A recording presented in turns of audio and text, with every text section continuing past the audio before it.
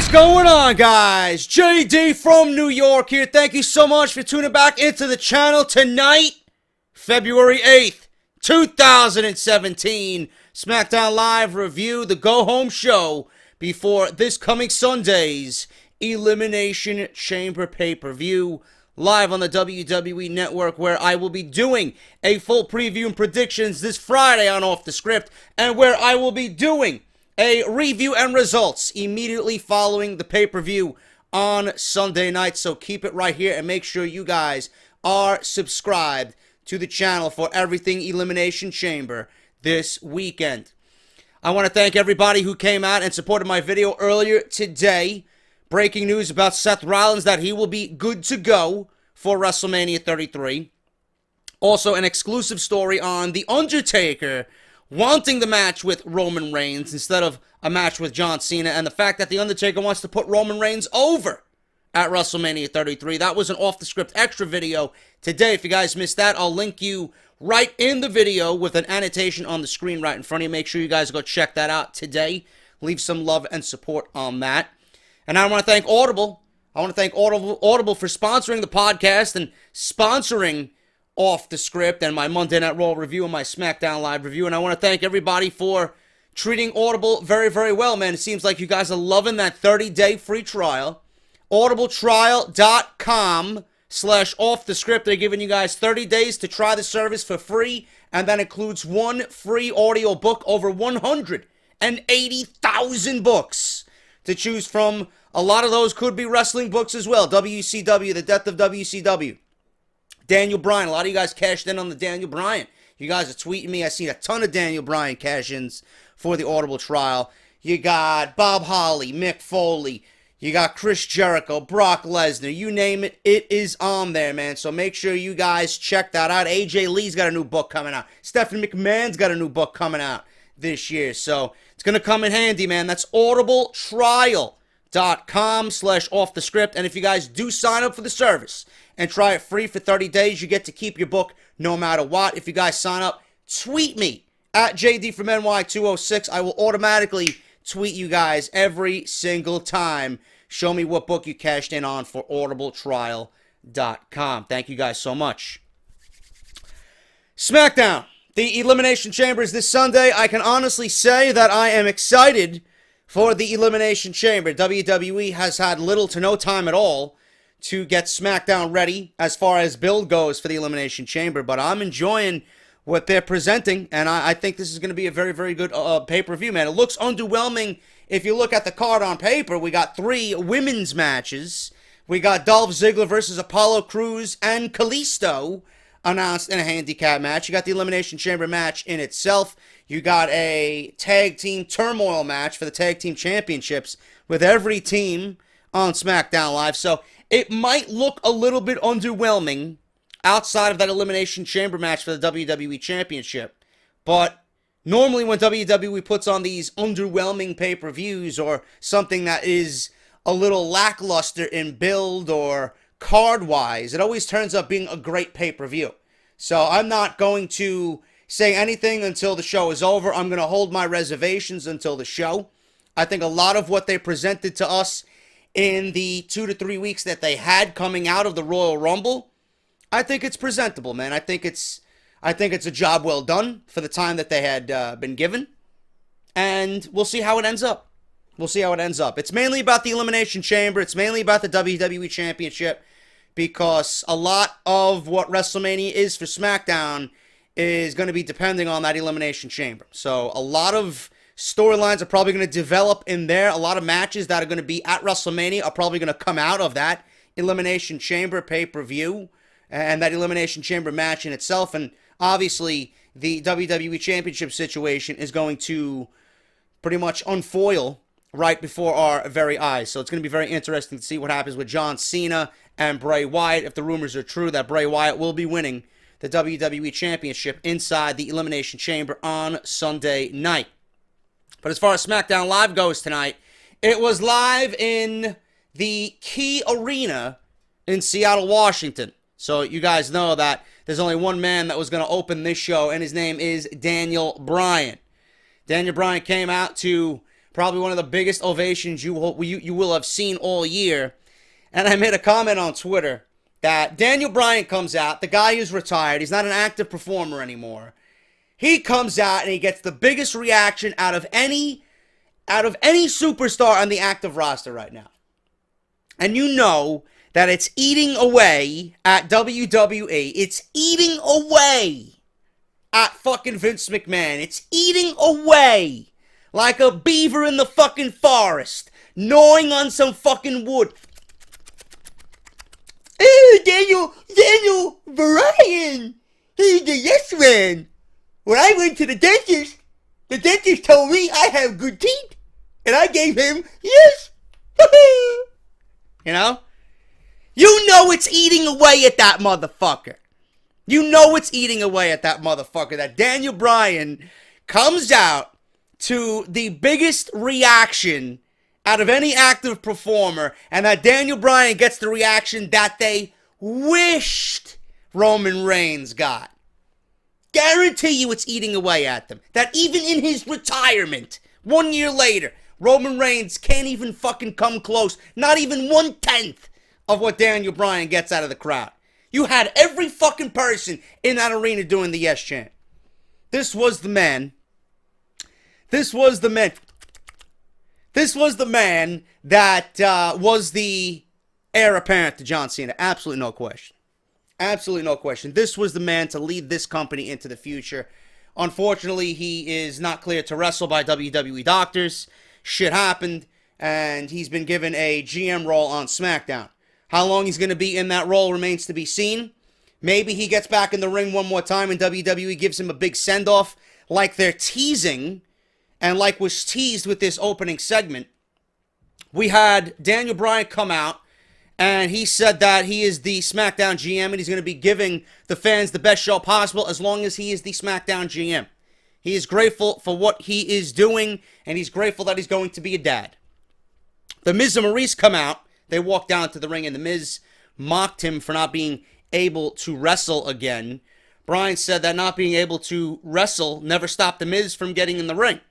So the Miz says that he can still wrestle and that he can talk louder than the fans. The fans were just going in on the Miz, man. The Miz is just a fucking heat magnet. They were chanting yes, and he was trying to talk about the Elimination Chamber, and they did not let him get one fucking word in, man. It was absolutely fucking deafening in the Key Arena on SmackDown Live tonight. Thank God they weren't in fucking Corpus Christi, Texas, like they were last week, where everybody was a fucking extra on The Walking Dead.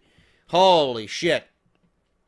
Anyway, we got the Miz coming out, sticking it to Daniel Bryan, and they moved away from this Dean Ambrose, Renee Young situation. I don't know why they canned this feud. I don't know why they got rid of this feud or stopped this feud. You know, Renee Young, there was reports going around that Renee Young really wasn't too happy, or WWE wasn't happy that the relationship between Dean Ambrose and Renee Young leaked or was presented in that type of manner on television. Meanwhile, they're on fucking Total Divas, and people know that Dean Ambrose and Renee Young are dating. So why not just, you know, sprinkle some real-life emotion into the feud? And that's exactly what that feud needed between Ambrose and The Miz, because there was absolutely nothing else that the feud was built on. But WWE seemed to scrap it. I don't know why. And now they're going right back to the Daniel Bryan-Miz storyline, and they're teasing again. The Miz just going after and just poking fun at Daniel Bryan. Is this, hopefully we'll find out sooner rather than later, is this going to lead to a match between The Miz and Daniel Bryan at WrestleMania? I mean, all signs are pointing to yes. I don't know why you would put John Cena in a match with The Miz at WrestleMania. I mean, whoever came up with that fucking concoction clearly needs to be walking away from his creative duties. The Miz and Daniel Bryan has been built up and teased and teased and teased. Why wouldn't you go through with that? You know, and there were ideas thrown around. There were scenarios thrown around where Daniel Bryan lost to Sheamus in 19 seconds or whatever the fuck it was, right? That's where all that yes bullshit started. So why don't you have The Miz do exactly what Daniel Bryan did with AJ that year? Just not even pay attention. Daniel Bryan in his wrestling gear with his wife there, if she's able to. And he beats The Miz in 19 seconds. Big knee, 1, 2, 3, it's over. That way you get the reaction from the WrestleMania crowd in Orlando. You get Daniel Bryan in the ring again, just feeling the emotion from the fans. Have his hand raised one more time. I like it, man. I like it. And it's only going to take up less than 5 minutes. So why not do it? Why not do it and give this guy the proper send-off, being that he was never able to retire the way he wanted to due to everything that happened to him. I like it. I think they should do it, and I think they should really do it with Daniel Bryan. Give him that one moment. He don't have to take any bumps. He's not going to be bumping all over the place like he usually does. And he's in the ring with The Miz. Or if they want to have a decent match, you know, why not do it? The Miz, they call the safest worker in WWE. That would be a great WrestleMania payoff for this. And then both men could move on. I think they should really, really think about doing that for Daniel Bryan at WrestleMania 33. Anyway, moving away from Miz and Bryan, this led Baron Corbin coming to the ring. Corbin said that The Miz should learn how to shut his mouth because he's talking too much. Then we got The Miz saying that they can work together. Miz is trying to be buddy-buddy with Baron Corbin. Why don't we work together, clear everybody out in the Elimination Chamber, and then it'll come down to us two, and the best man will remain standing. So The Miz trying to be a heel, and on top of that, a chicken shit heel, by aligning himself with the biggest man in the Elimination Chamber on Sunday. Miz said that they could work together, but Corbin didn't want to hear any of it. Corbin threatened to take him out, threatened to show him the end of days, and then all of a sudden, Corbin held back from punching The Miz in the face. Ambrose, next to come out. Ambrose comes out, he's mocking Miz's attire, calls The Miz, he says The Miz looks like a shoe. He really does, actually. I didn't even think of that. Ambrose says, Miz, what the fuck you wearing? You look like a fucking goddamn shoe. And I started laughing when he said that, man, because he really does. But Ambrose also said that Corbin stole the motorcycle part from his entrance music, which was kind of funny. You know, Ambrose coming out, just cracking jokes all over everybody. And Ambrose proclaimed that he's going to walk into the Elimination Chamber, the Intercontinental Champion, and walk out both IC and WWE Champion. This prompted AJ Styles to come walking out, and they were cheering AJ Styles, massive AJ Styles chants. And AJ was actually on record saying it's tough to be heel when every time you come out there and they're chanting your name like that. AJ is 2017. AJ is going to be set up for a babyface run. There's no question. There's no question. I mean, the fans are going to turn him babyface. And I want to see what he does as a heel, because I think AJ Styles as a cocky prick heel is very, very good. But if the crowd's going to be doing that every single fucking SmackDown, WWE's going to have no choice but to turn this guy babyface. So he walked out. Styles pointed out that he's beaten all of them.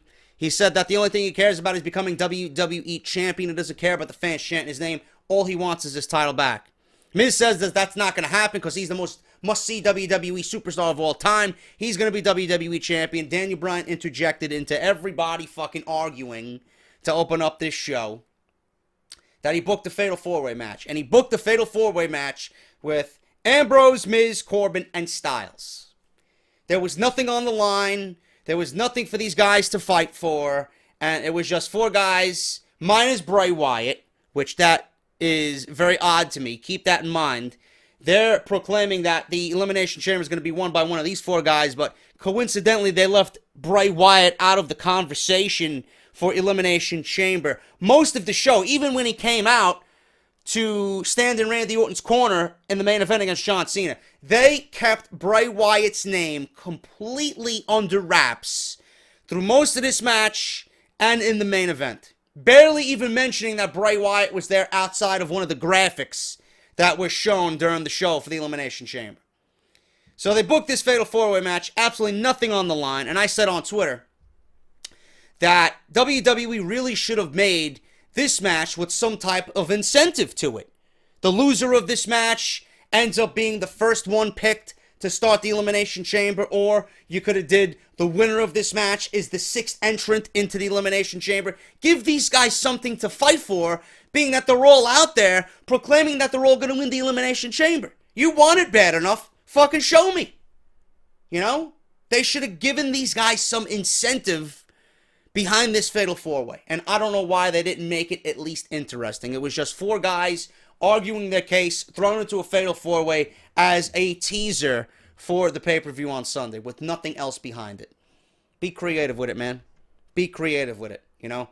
Take that extra step and give us something with these types of matches. If you're going to book these types of matches, make it for something. Give these guys something to fight for. What are they fighting for? Tonight they fought for nothing. They fought for nothing. And it was just an early preview for the pay-per-view. And if that's the case, I'd rather just wait till Sunday.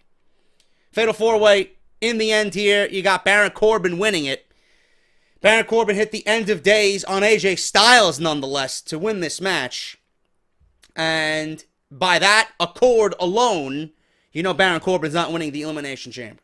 Okay? I'm glad that they gave Baron Corbin the rub here on SmackDown by pinning AJ Styles with his finisher, clean.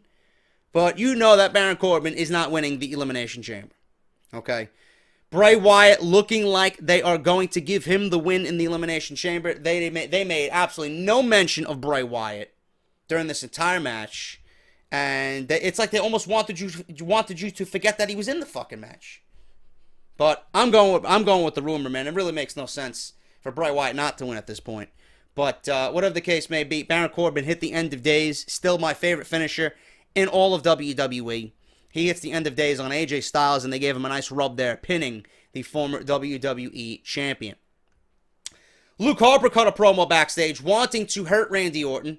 He challenged Orton to a match at the Elimination Chamber. He does see through Orton's games. He calls Orton a liar.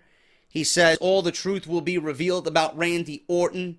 And I'm liking this, man. You know, Randy Orton, he's stepping up and he's helping the Wyatt family. He's going to help Bray Wyatt, get him over at WrestleMania. Hopefully that's the direction they go into. But like we'll talk about in a little bit, Luke Harper could also be the benefactor of Randy Orton and this entire Wyatt family saga. And Luke Harper got a decent fucking reaction tonight when he showed his face in the main event. Hopefully that rubs off on Luke Harper as well. And I would not be shocked to see if Bray Wyatt wins the WWE Championship and walks out of WrestleMania with the WWE title. I would not be opposed to see a Luke Harper versus a Bray Wyatt for a WWE Championship feud. Maybe we get that. Maybe this is Luke Harper's big break on SmackDown Live. We got to wait and see. Tom Phillips. One thing I want to mention about Tom Phillips, man. As soon as we started the show, it's a custom that we hear Mauro Ranallo, being that he's the lead commentator on SmackDown. As soon as SmackDown went on the air, we heard nothing but Tom Phillips.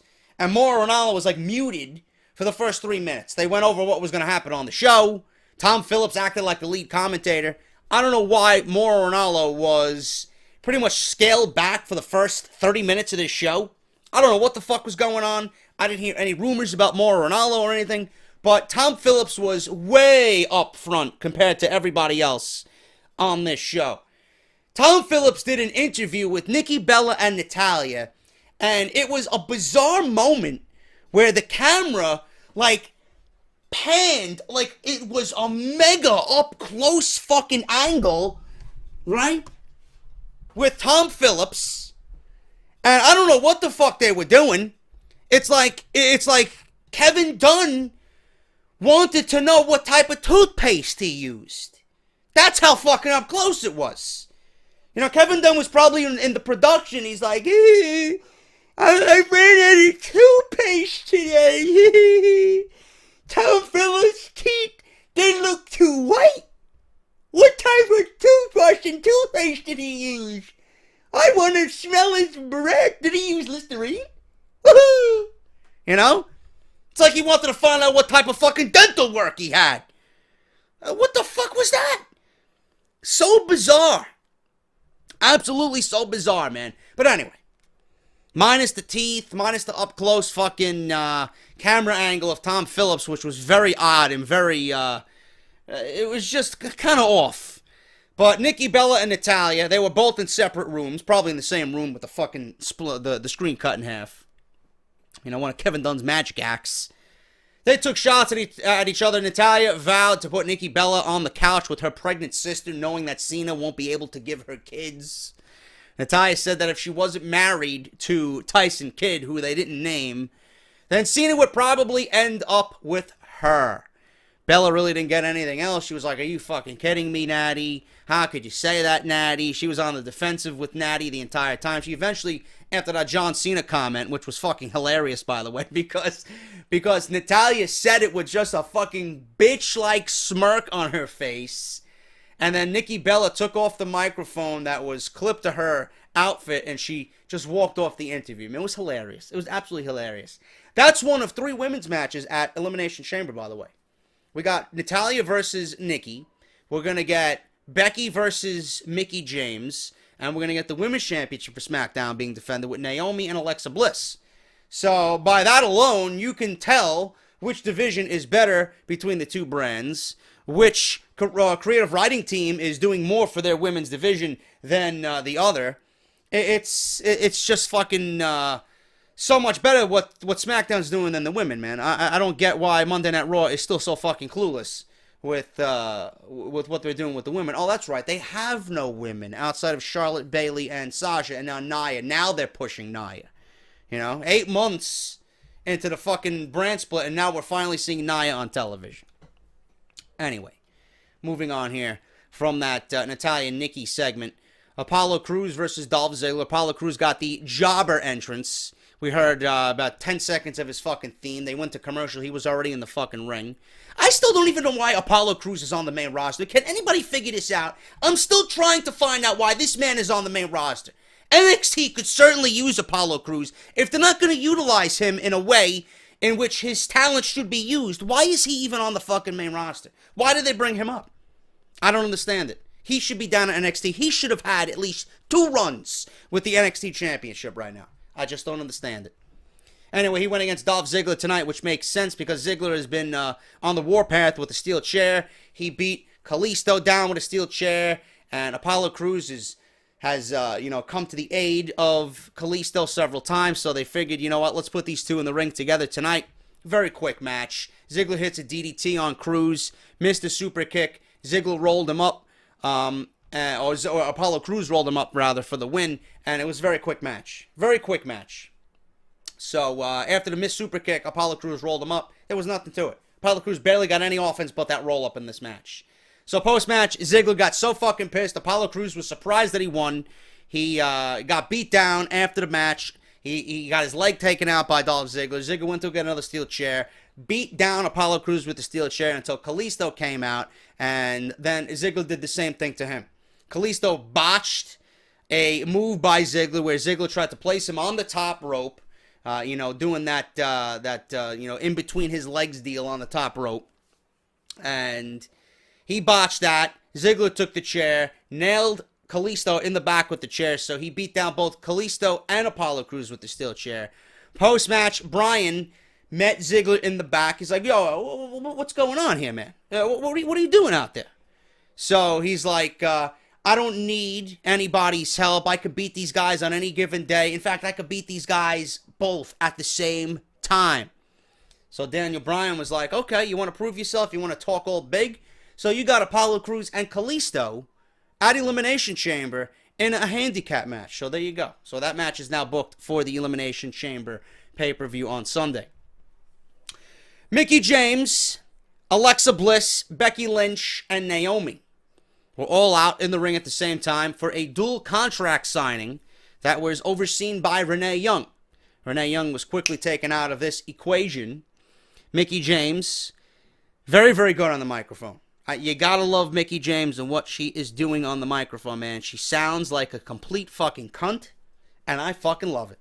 She is all about herself. She doesn't give a fuck about anybody else. Even though she's aligned with Alexa Bliss, she still talks all high and mighty about herself as if Alexa Bliss is not even there, and it's fucking great. Mickie James says that she's waited 7 long years to return to the WWE to get the credit she deserves for the women's revolution. She said that she credits Becky Lynch. James says that she would destroy Lynch this Sunday, and she signed the contract without any hesitation. Lynch, in typical fucking babyface, nauseating fashion, after Mickie James just completely ripped into her, she becomes, I respected you, and I looked up to you. And then Lynch said that she is tough and she vowed to walk through James. She said that she would slap James back into the past. And that was pretty much it. She signed the contract. That match is done. Alexa Bliss came into the equation. She said that James beat Trish Stratus, that is, at WrestleMania 32. And moved Lynch's hair color. And moved on to Lynch's hair color. She said that she uses some cheap dye or some shit like that. She made fun of Becky's orange hair, which I tend to like, by the way. I like Becky's hair. But Bliss says that as long as she is champion, then it means that this is her division. Now, out of all the bickering between Alexa Bliss, Mickie James, and Becky Lynch, Naomi standing there, and Alexa Bliss was like, oh, excuse me, man, I forgot Naomi was standing here. Typical bitch-like fashion, man. It was fucking great. She forgot that Naomi was standing there, but it's fine, because she will beat her on Sunday. Naomi brought up that she beat Alexa Bliss twice. Naomi also vowed that she will walk into WrestleMania 33 as the women's champion because WrestleMania 33 is in Orlando, her hometown. Naomi then kicked Bliss, and a brawl broke out in typical contract signing fashion, and all four women engaged in a big brawl until they went to commercial break. So I'm actually looking forward to the Naomi-Alexa Bliss match. I think Naomi has done very, very good work over the past couple of weeks. I'm glad that they brought her back and have put her in a major program, finally, after being months off of television. Mickie James and Becky Lynch, I should say. I think they're going to have a very good match. Hopefully it comes across well on television. I know Mickie James, she's still getting used to how the WWE's working, or works now that she's been away for 7 years. Becky Lynch has had some sloppy matches with Alexa Bliss. Hopefully she can turn that around with Mickie James at Elimination Chamber. 12-man tag here. Heath Slater, Rhino, American Alpha, Tyler Breeze, and Fandango versus the Usos, Ascension, Simon Gotch, and Aiden English, the Vaudevillains. I'm going to be completely honest with you guys, I did not care about this match. WWE seems to be clueless as far as the tag team division on SmackDown and Monday Night Raw. I just did not care about this match. The only time I cared about this match, honestly, I love American Alpha. Take them out of the equation. The only time I cared about this match was when Tyler Breeze and Fandango got in the ring. These guys need a fucking push. These guys need to be featured more. The crowd gave them a beautiful reaction tonight, and I don't know why these guys are not featured more as a serious threat in the tag team division. They could have a money-making team right there. Now, obviously, I would love if Tyler Breeze was on his own, going back to the cocky prick-like gimmick that he did in NXT. I would love to see that on SmackDown Live. I think he's got so much fucking potential to be a WWE champion with that gimmick. And he's great in the ring. His in-ring work speaks for itself. If you guys ever watched NXT, you guys know the body of work that Tyler Breeze does in that ring. Masterful. But as far as what he's doing now, I don't know why these guys aren't featured. These guys could be a winning team if featured correctly. But this entire division is a fucking waste. I'm waiting. I'm hoping. I'm praying to the fucking seven deities that Matt Hardy shows up on SmackDown Live after WrestleMania and challenges American Alpha with Broken Nero, or with Brother Nero. Seriously. I'm waiting for the Broken Hardys. I'm waiting for Brother Nero and Matt Hardy to show up on SmackDown and do his shtick on the Titantron. I really am. That would be fucking beautiful. But who knows if that's going to happen? We're going to find out in a couple of weeks, being that their contract will be up soon. And Jeff Jarrett now is in total control over TNA.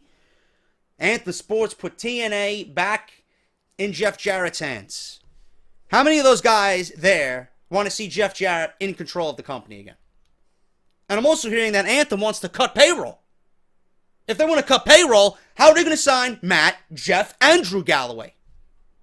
They may be walking out, folks.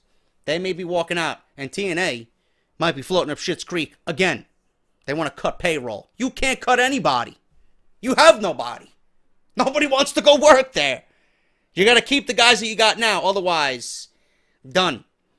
Anyway, this tag team match was uncreative. It was lazy. It was fucking boring. I didn't give a shit about anything in this match, like I said, outside of Tyler Breeze. But I think we're living in an alternate universe, folks. The Ascension got a fucking pinfall, and they won the match for their team. You had Victor do a fucking Kinshasa off the second rope, and he pinned Rhino for the win. I know. I'm shocked. I am fucking shocked, man. What was that? Their first win on the main roster? Maybe outside of a squash that they had in their main roster debut. But this must have been their first win since then, which was how long, 3 years ago? Holy shit. Victor pins Rhino and gives his team the victory. American Alpha is going to be facing all these teams in a tag team turmoil match. Who do you think is going to win? American Alpha. There's no reason at all to take the tag team titles off of American Alpha, unless you want to give them to the Fashion Police, which I would not be opposed to. I would love to see that, but I don't think it's happening. So you got the fucking Ascension getting a pinfall for their team, and an otherwise boring elimination, or not elimination, 12-man tag. Randy Orton versus John Cena in the main event. Can't say that I was overly excited about this match. Being that we're seeing this match on television for free doesn't mean we're seeing it at WrestleMania. WWE is definitely not giving this match WrestleMania treatment in the main event at WrestleMania. This was a decent match, man. It was fun. It got chaotic at the end. You know, there was one instance where I really, raised my eyes and holy shit. Randy Orton hit his draping DDT while John Cena was draped across the top turnbuckle, and he planted him, man. I thought John Cena was fucking hurt the way Randy Orton got up and was attending to John Cena. The referee was looking at John Cena. I thought John Cena legitimately was hurt after that draping DDT. Okay? Then he goes for I believe he hit the RKO. And he kicked out. Cena kicked out, which I don't understand how. I think that DDT RKO spot should have been it. I don't see anybody kicking out of that. Well, it's John Cena. I could definitely see him kicking out of that because he's John Cena. But on any other normal night, that's fucking winning a match for Randy Orton. So I was surprised by that. It was a very, very good near fall. After that, you had Luke Harper run down, right? Or actually, no, I'm skipping ahead here. He went for another RKO, and then John Cena countered that RKO. He blocked it. He tried to go for an AA. At that point, Orton was on his shoulders, and he was holding on to the ropes. John Cena was trying to get him off the ropes. Little did he know the referee was behind him, and the referee got knocked out because as John Cena pulled Orton off the ropes, the back of Orton's feet smashed the referee right in the face. So the referee flew out of the ring, and now we got no referee. Okay? So this prompts Bray Wyatt to get into the ring. He's beating John Cena down, kicks after kicks after kicks. Double team by Orton and Wyatt on John Cena. Luke Harper runs down, and he has a stare down with Bray Wyatt. This is why I said at the beginning of this review, I could certainly see Bray Wyatt and Randy Orton for a WWE Championship title picture on SmackDown. I think being in a match with Randy Orton and Randy Orton being involved with the Wyatts is going to help Luke Harper get over as well if they eventually want to break up the Wyatt family. But there was a stare down between Luke Harper and Bray. Harper hit a big clothesline to Bray Wyatt, that discus lariat. He nailed Bray Wyatt with it. Orton went for an RKO on Harper. Cena got into the ring, hit the AA on Randy Orton. 1, 2, 3. He pins Randy Orton for the win as the referee magically, after all of this chaos, comes to life and he rolls back into the ring to pin the 1, 2, 3. Orton shoulders to the mat. John Cena wins. Cena stood tall in the end to close the show with the WWE Championship as we head towards the Elimination Chamber. Very good addition to SmackDown. Very fun main event. I definitely like that closing sequence to end the show. People will bitch and moan about John Cena winning the match over Randy Orton. Who the fuck cares? He's going into the Elimination Chamber. All right, you got 1 week until John Cena is no longer WWE Champion. Deal with it, okay? So, it was a fun addition to SmackDown. I really enjoyed it. I like what WWE has done with SmackDown, even though they had little time to build towards the Elimination Chamber, and I'm looking forward. They really got a good selling point for this pay-per-view.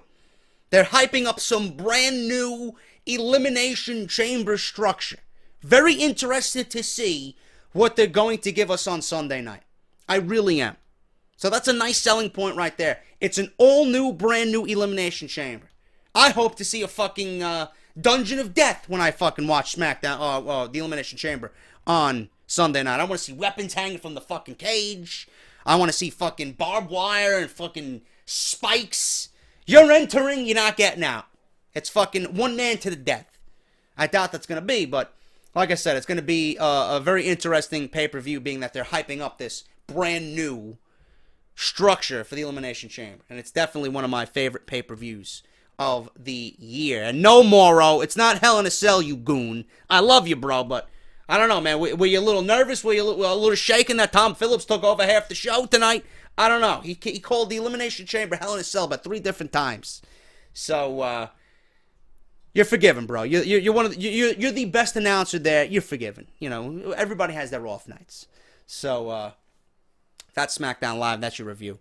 Hope you guys enjoyed it. I will be back this week with more WWE content. Please show some love to Audible. Sign up for the Audible trial, audibletrial.com/offthescript. Get your t-shirts. Barbershop Window. We are an official partner with Pro Wrestling Tees. Barbershop Window partners off the script. Very, very proud to have them on my side. Make sure you guys get your t-shirts. Barbershopwindow.com. If you guys want to support the podcast through Patreon, always appreciated. Patreon.com/JD from NY206. Follow me on Twitter at JD from NY206. Subscribe to the YouTube channel if you have not done so already. Off the Script Extra is live. Make sure you guys go and watch that immediately following this review of SmackDown Live. Joe Cronin from The Joe Cronin Show and JD, me, recorded the first episode of Beer Goons tonight. That will be uploaded on iTunes and Podbean on Friday morning. So you guys got some great weekend material to look forward to via the audio podcast, the new podcast between Joe and myself, and always Off the Script on Friday morning at 11 a.m. as well. If you enjoyed the review, hit that thumbs up. Show me some support. Thank you guys so much. I will be back later this week with more great WWE content. Until then, I am JD. Get some rest. I got work tomorrow, and hopefully I'll have a Resident Evil video tomorrow, as well as going live with Out of Nowhere with Joe Cronin. I'm JD. Hit that thumbs up, and I'll see you guys tomorrow for Out of Nowhere. Talk to you later.